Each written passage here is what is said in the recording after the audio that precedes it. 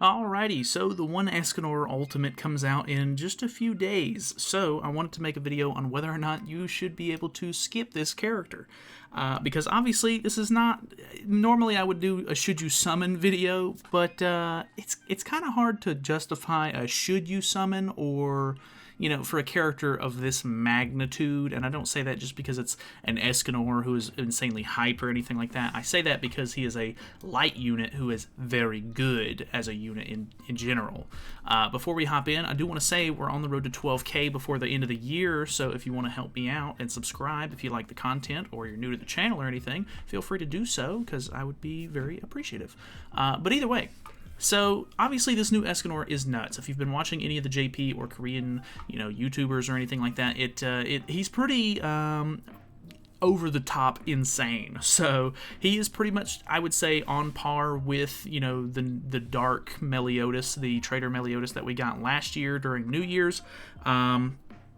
And I don't know, he's honestly just kind of nuts. We've gotten one other, so we've gotten Dark Meliodas, and then we got a Light Liz. I want to say Light Liz was maybe not as good. She's got her uses and everything, and she's definitely not a bad character, but she's not this level of, like, all-around great character.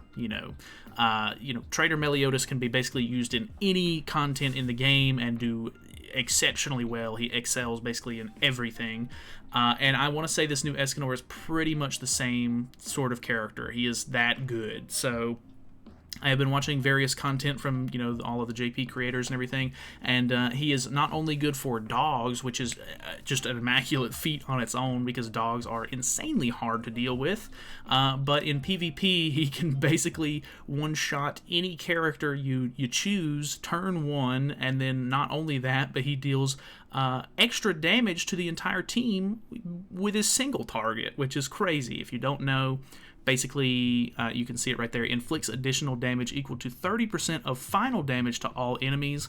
Basically, if you hit somebody with the single target, whatever damage you dealt with that card, 30% of that damage is going to be tacked on and added to the entire enemy team. So if it doesn't kill the target that you hit, it's going to do extra damage there at the end, and then it also hits his teammates as well, which is absolutely absurd. So, just in general, the character is fantastic, just super, super good. The reason why I phrase it as can you skip is because it's not really a matter of should you, it's a matter of do you think you can get away with it, because this is one of those characters that you're probably going to regret not having. If you're aware, whenever Traitor Meliodas came out, a lot of people summoned for him, of course, because he was super, super good, but I still get comments every once in a while for various content or whatever saying, hey, I need that melee, hope I get that melee soon, or, I don't have that melee for the content that you're using, do you have any substitutes? And it's really hard to give a substitute, because that melee is really, really good. No one in the game comes close to what that character does, so there's not a direct substitute for the character or anything, and this is going to be pretty much the same situation. So if you don't have this guy and people are using him to easily clear certain content or whatever the case may be, you're going to want to have him, because there's not going to be somebody who can do the same thing that this guy's doing. So if we look at the banner itself, I think it's a very mixed bag. A lot of people are sort of on the fence with this one. Some people think that this is a really good banner. Some people think that it's a really bad banner. I am leaning more towards the bad side of the banner because there are way too many characters in this thing. This is just the SSR pool, and I haven't counted them myself, but I'm pretty sure whenever we were looking at it on stream, somebody said it was 26 characters. Don't care enough to really count these and make sure if that's right or not. But I don't know, the banner lineup, it's got some good stuff in here. Don't get me wrong. You have the other two. You have the Dark Melee. You have the Light Liz. You got a couple of other, festival characters that are good stuff. I mean, obviously Escanor's a little old, but the fact that it's an Escanor banner in general kind of, I'm not surprised that they threw him in here along with the old Escanors as well. But you have the two newer Archangels who are fantastic characters. You have a couple, or you have all of the Demonic Beast exclusive characters, the ones that help you with each respective Demonic Beast. You have a couple of decent Ragnarok characters in here. You've got a couple of decent demons. You have the newer Chandler. You have the newer Zeldris. You have old school Chandler as well, which is kind of weird, but it is what it is. But just in general, the banner's got some decent units. I think that it's way too big. I think that you could eliminate some of these extra Ragnarok characters, get rid of these catastrophes in general. There's no need in having those in here. The old Chandler can probably go. Death Pierce is old and useless at this point. Like, I don't know. It's way too bloated for me personally. So it does have the good units in it. So there is a chance that you could pull them, but obviously, with there being so many characters, all of these characters except for Escanor are going to have the same rates, and it's going to be really low, abysmal. So pulling a specific unfeatured on this banner is going to be way worse than pulling it on just a regular banner going for an unfeatured character, which I already don't recommend you do because it's already painful. It's ridiculous. Don't do it.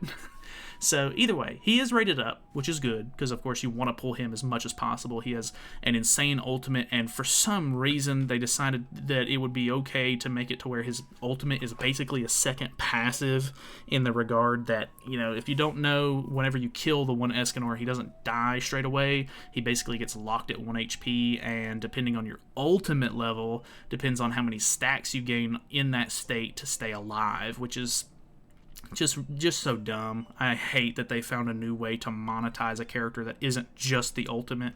Like, it's already easy enough to just wail on a character and then use their insane AoE ultimate to wipe the entire enemy team. But now with this character, even if you're not wanting to, you know, summon for ultimate levels, you need them so that way you can actually stay alive in that weird 1 HP state. So I absolutely hate that, but it is what it is. There's nothing I can do about it. So ultimately, I think if you're on the fence, if you're not, you know, diehard Escanor fan, need him day one sort of guy, I would recommend that you wait a couple of weeks before summoning if you don't want him right away, because there's going to be a mid-festival banner that we normally get. Don't know what it's going to be, no idea. Could literally be anything at this point, but it'll be a regular banner. Normally it's a 600 mileage banner, which is still a lot of diamonds considering you're about to spend 900 just to guarantee yourself a copy here. Obviously, if you get lucky, you can potentially dip out early, but like I said, you kind of want as many copies as you can get of this guy for more than just the regular reasons. But yeah, so there's that banner. Plus, we're a couple of days behind JP, so you can potentially see what the next banner is going to be before this guy goes away. Normally, we only have the luxury of seeing what the one banner ahead is going to be. Like, you know, if this banner was a 2-week banner like regular banners would be, but this is a 1-month banner because it's a festival.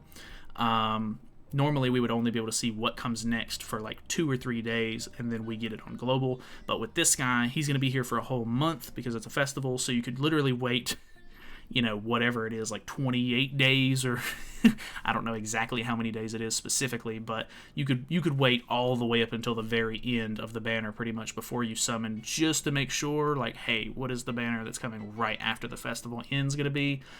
If you want to play that way, I can completely respect that. I can completely understand that. It's completely understandable to me to make sure that, you know, there's not something crazy useful that's like right around the corner, because a lot of people are really wanting Freya, and I think Freya, when she comes out, could potentially be a really good unit for one of the demonic beasts or whatever the case may be. Who actually knows what she'll be good for when she actually comes out?